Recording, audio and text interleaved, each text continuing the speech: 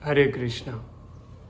ओम अज्ञानतिमिरन्धस्य ज्ञानाञ्जनशलाकया चक्षुरुन्मीलितं येन तस्मै श्री गुरुवे नमः।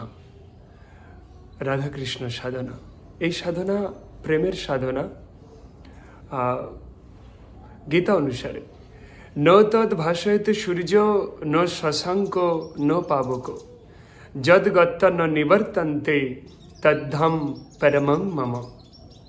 আমারই ধামে যারা আসে, এই ধামে যারা আসে তাকে আর এই দুঃখময় জগতে ফিরে যেতে হয় না। ন তদ ভাষয়তে সূর্য ন শশাঙ্ক ন পাবক।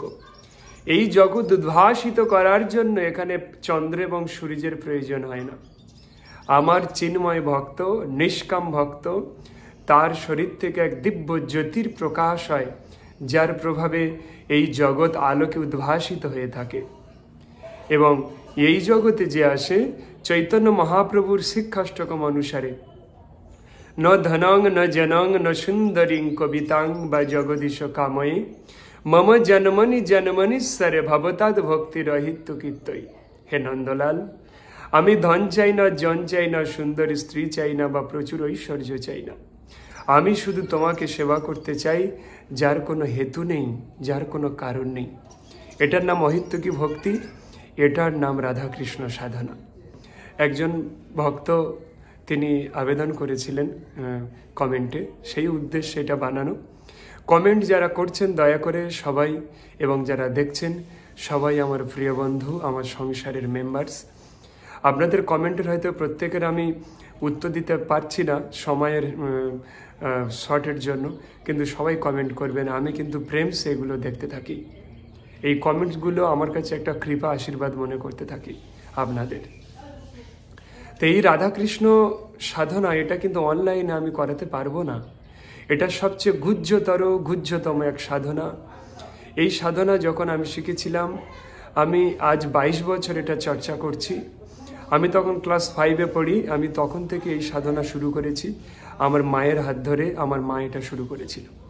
তার কারণ এই সংসার, এই মেটেরিয়ালস ওয়ার্ল্ড, এখানে শুধুমাত্র স্বার্থ থাকে, শুধু স্বার্থ আর দেনা পাওনার হিসাব ছাড়া এখানে আর কিচ্ছু নেই।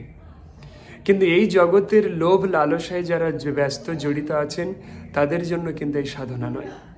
এই সাধনা নিষ্কাম ব্যক্তির জন্য, যারা এই জগৎ সংসারকে উন্মোচন করে যারা ভগবত ধামে যেতে চায়, তাদের জন্য এই সাধনা। এই সাধনার মাধ্যমে সে কিন্তু এই জগতের সমস্ত আকর্ষণ বিকর্ষণ তার হৃদয় থেকে চলে যাবে। কারণ আমাদের প্রকৃত বাড়ি হচ্ছে ভগবত ধাম। যে ভগবত ধাম এই পৃথিবীর থেকে অনেক ঊর্ধ্বে। পৃথিবীর নিচে 7টা লোক আছে, উপরে 7টা লোক আছে। নিচে আছে অতল, বিতল, সুতল, তলাতল, মহাতল, রসতল, পাতাল। প্রত্যেকটা ডিফারেন্স 1500 যোজন। 8 মাইলে 1 যোজন, 3 কিলোমিটারে 1 মাইল। আর পৃথিবীর উপরে আছে 7টা লোক। পৃথিবীকে বলা হয় ভূলোক। ভুব স্বর্গ, জন, মহর, তপ, সত্য। এই 7টা লোক, যেখানে ব্রহ্মাজি থাকেন 7টা লোক। ওখান থেকে এই 7টা লোক কিন্তু আমাদের এই 7টা চক্র, আমাদের মূলাধার চক্র থেকে আমাদের এই সহস্রা চক্র পর্যন্ত ওই সপ্তভুবন।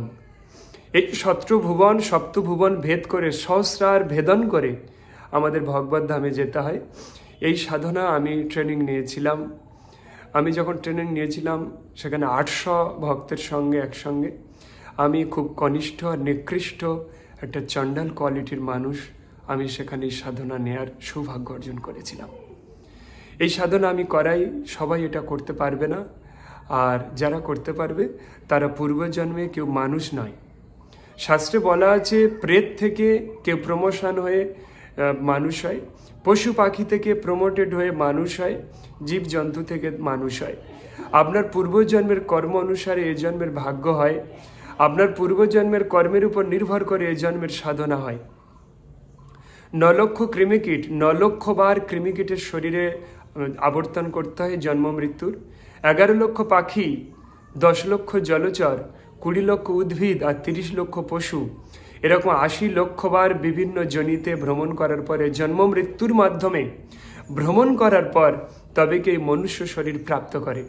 এই মনুষ্য শরীর 4 লক্ষ, এর মধ্যে 3 লক্ষ খস পুলিন্দ উপজাতি ট্রাইবাল, যারা গুরু কৃষ্ণ পিতামাতার ভেদ জানে না, তাদেরকে শ্রদ্ধা করতে জানে না। 1 লক্ষ প্রজাতির মানুষ যারা হচ্ছে উন্নত কোয়ালিটির, তারা গুরু কৃষ্ণ মাতা পিতা এদেরকে সেবা শুশ্রূষা করতে জানে। এরা হচ্ছে প্রকৃত শুদ্ধ আত্মা। এরা দেবলোক থেকে এসেছে এখানে। ক্ষীণে পুণ্যে মর্ত্যলোক বিশান্তি। দেবতাদেরও পুণ্য ক্ষয় হলে এই পৃথিবীতে আসতে হয়।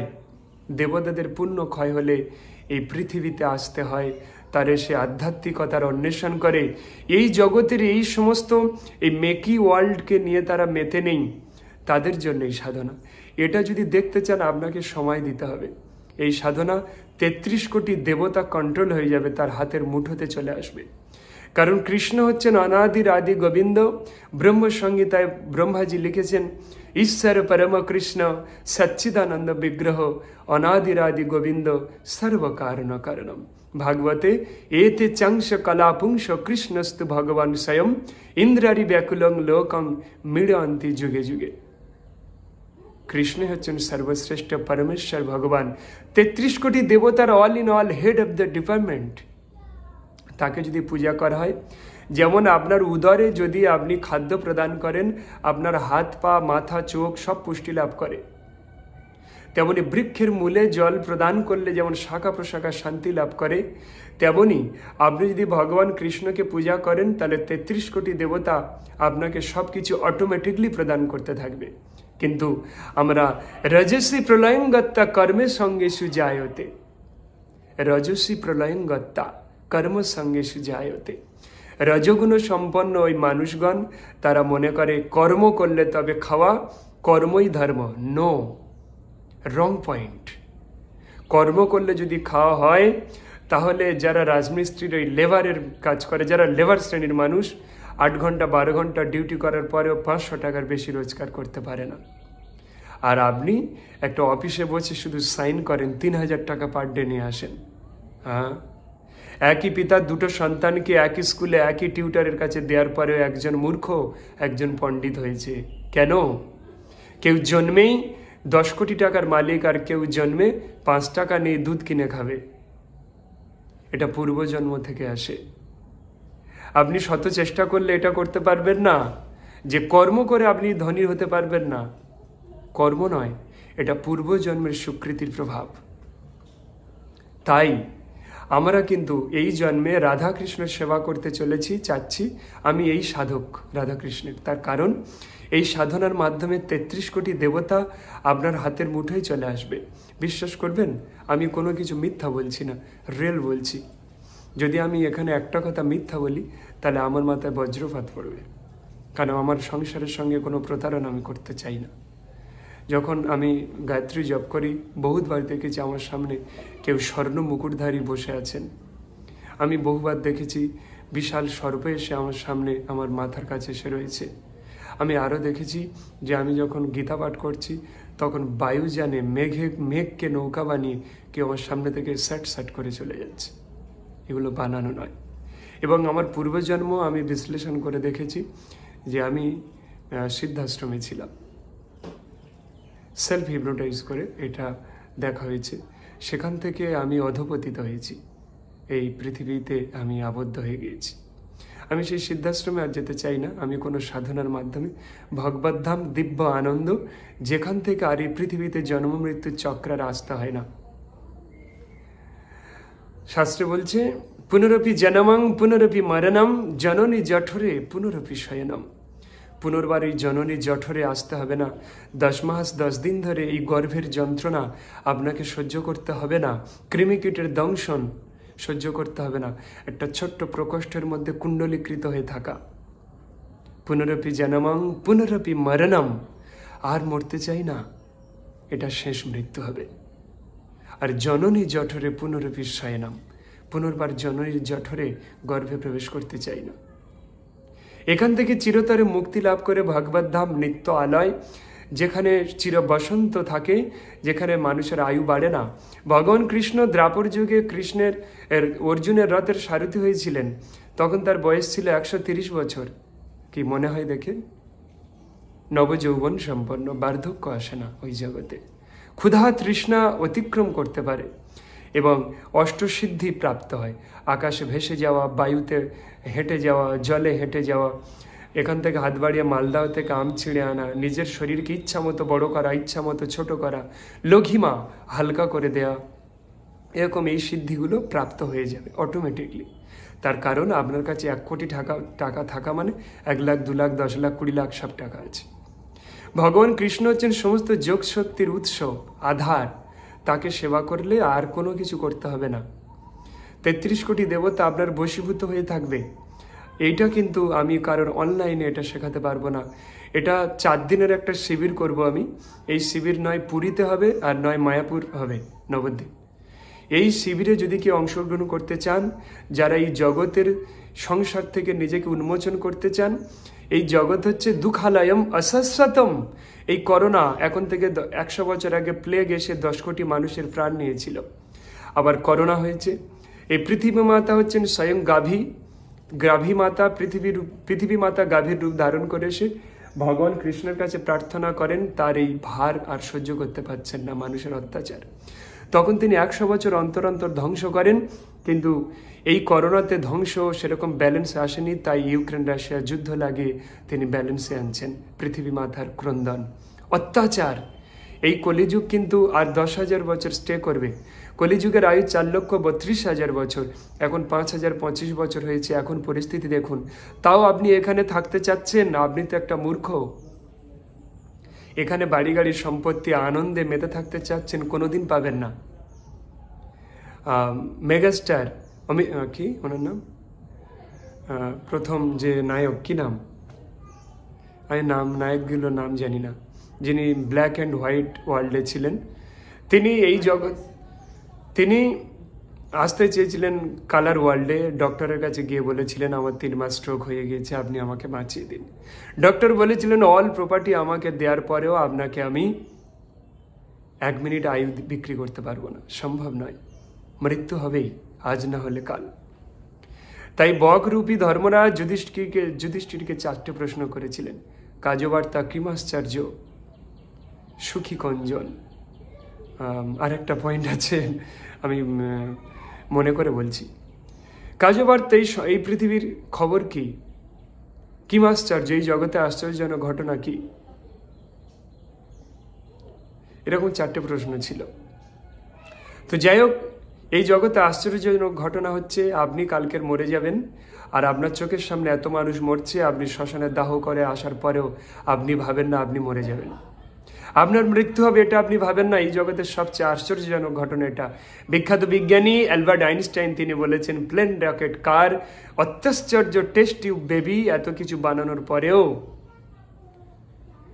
সন্তান মাতৃগর্ভে জন্মায়। আমরা টেস্ট টিউবেও বানাতে পারি, পিতার থেকে তার কিছু নিয়ে হলেও, কিন্তু তারপরেও এত পুঁথিপত্র রচিত হওয়ার পরেও একটা মানুষের ব্রেনে আজ এটা দিতে পারিনি।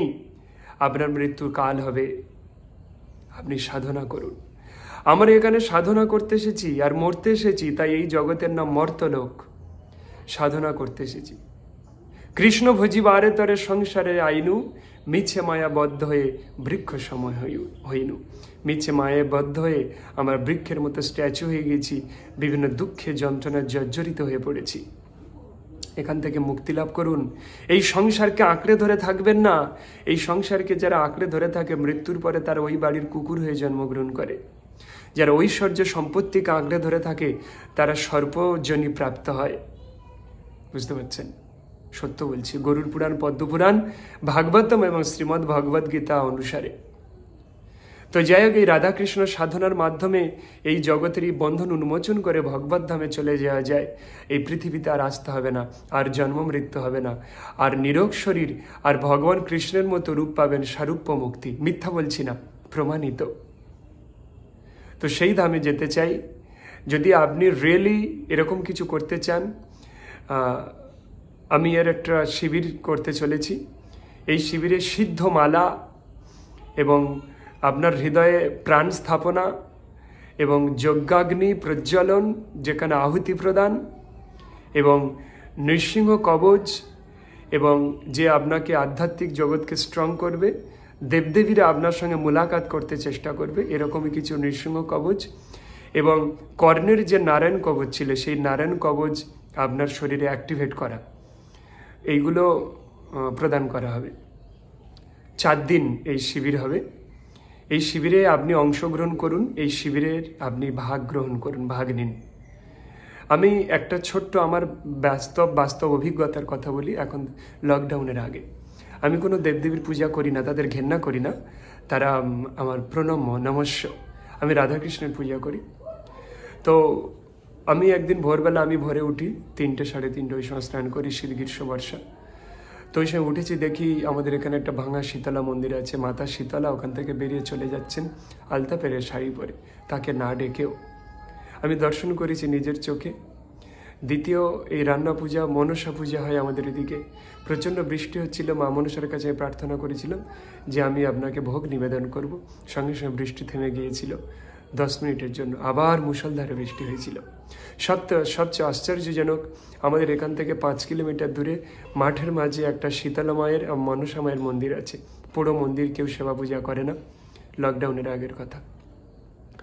হঠাৎ একদিন একজন মহিলা এসে আমাদেরকে নিমন্ত্রণ করেন যে ওই মন্দিরে হরিনাম হবে, তোমরা একটু হরিনাম করে দেবে। আমি আমাদের সমস্ত দলবল নিয়ে ওখানে যাই, গিয়ে সেখানে হরিনাম করি।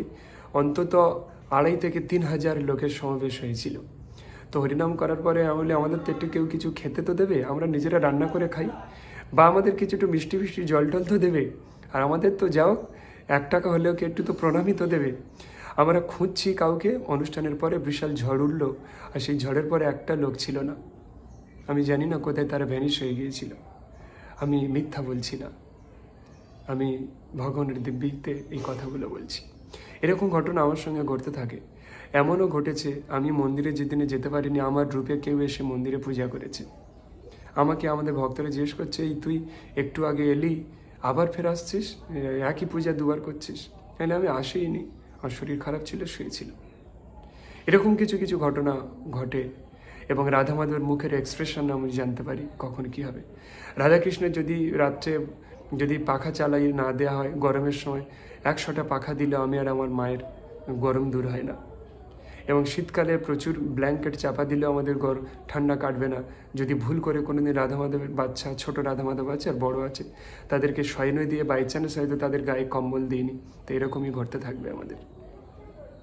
এটা আমার প্র্যাকটিক্যাল লাইফের কথা বললাম। আরও অনেক কিছু অলৌকিক আছে। আমি জগতের কোনো সুযোগ সন্ধানে মেতে নেই। আমার মন্দির আছে এবং 1800 ভক্ত আমার মেম্বার। তারা প্রাণ দিয়ে আমার কথা পালন করে। আমার কথাটা তাদের জীবনের বেদ বাক্যের মতো। তাদের সমস্ত পরিচালনা, প্রত্যেক একাদশীতে 300 লোকের সেবা হয় এবং একটা বছরে অন্তত 15টা অনুষ্ঠান, প্রচুর বড় বড় খরচা হয়। এইভাবে সেই খরচাগুলো ওঠে। আর তাদের সব প্রাণ প্রতিষ্ঠা, প্রাণ স্থাপনা করা হয়েছে তাদের হৃদয়ে। তারা এই শিবিরে অংশগ্রহণ করেছিল, অফলাইনে করেছিল। আমি তো অনলাইনে এতে এখন এসছি ইউটিউবে ব্যাপক প্রচারের জন্য। মুনি ঋষিদের প্রাচীন লুপ্তগুপ্ত সেই মন্ত্র, সেই শক্তি মানুষ হারিয়ে ফেলেছে তার খাদ্য, তার নেশা, তার দুষ্ট ক্রিয়াকলাপে। সেগুলো পরিবর্তন করে যাতে সে তার নিজস্ব বাড়ি ভগবত ধামে পৌঁছাতে পারে, সেটাই আমার পদক্ষেপ। এবার এই শিবির করতে গেলে একটা খরচা আছে, একটা দক্ষিণা নেওয়া হবে। এই শিবিরটা আগামী জানুয়ারির শেষের দিকে হবে। 1 মাস ধরে আপনারা রেজিস্ট্রেশন করুন, একটা ফিজ নেওয়া হবে। আর ক্ষমা করবেন, কেউ বলবেন না এটা বিজনেস, প্লিজ বিশ্বাস করুন এটা বিজনেস নয়। একটা খরচা আছে, মালা দেয়া, প্রাণ প্রতিষ্ঠা করে, কবচ দেয়া, 3-4 দিন তাদেরকে খেতে দেয়া, এসব অনেক কিছু ব্যাপার থাকে। আপনারা অংশগ্রহণ করুন আর এই 1 মাস ধরে আপনারা রেজিস্ট্রেশন করুন। যারা এই রাধাকৃষ্ণের সাধনা করতে চান, মানে অলৌকিক তত্ত্ব যেটা আপনি স্বপ্নে ভাবতে পারবেন না, কখনো ভাবতেও পারেননি যে এরকম কিছু ঘটতে পারে মানুষের জীবনে, সেরকম কিছু করাবো আপনাদের লাইফে। বর্তমানে 1800 জন আছেন এরকম করেছে আমার থেকে। তো এটা দীক্ষা প্রাপ্তি করানো হবে আপনার কাছ থেকে। আপনি যে কোনো দীক্ষা নিয়ে থাকুন, কোনো সমস্যা নেই। তার উপরে এই দীক্ষা প্রদান করে ভগবত ধাম রাধাকৃষ্ণের নিত্য সেবা প্রাপ্তির এই দীক্ষা প্রদান করা যাবে, আমি করে দেবো। আর হচ্ছে এই 1 মাস ধরে এই শিবিরের জন্য আপনি রেজিস্ট্রেশন করুন। যারা করতে চান তারা দয়া করে শুধু হোয়াটসঅ্যাপে লিখুন যে প্রভু এই সাধনা আমি করতে চাই, এর ফিস কত, দক্ষিণা বলবেন, ফিস বলা ঠিক নয়, এর দক্ষিণা কত ওতে বলে দেবো। আর আপনারা রেজিস্ট্রেশন করে স্ক্রিনশট দিয়ে দেবেন, তাহলে আমাদের বিশেষ গ্রুপ তৈরি করা হবে, সেই গ্রুপে আপনাকে অ্যাড করা হবে। পুরীতে বা নবদ্বীপে মায়াপুরে এর শিবির হবে, এক্স্যাক্ট টাইমে, ঠিক টাইমে এর এক্স্যাক্ট প্লেস বলে দেওয়া হবে। হরে কৃষ্ণ। এ বিষয়ে আরও অনেক কথা আছে, আমি বললে ভিডিও অনেক বড় হয়ে যাবে, এ বিষয়ে আরও ভিডিও বানিয়ে দেবো 1 মাসের মধ্যে। হরে কৃষ্ণ।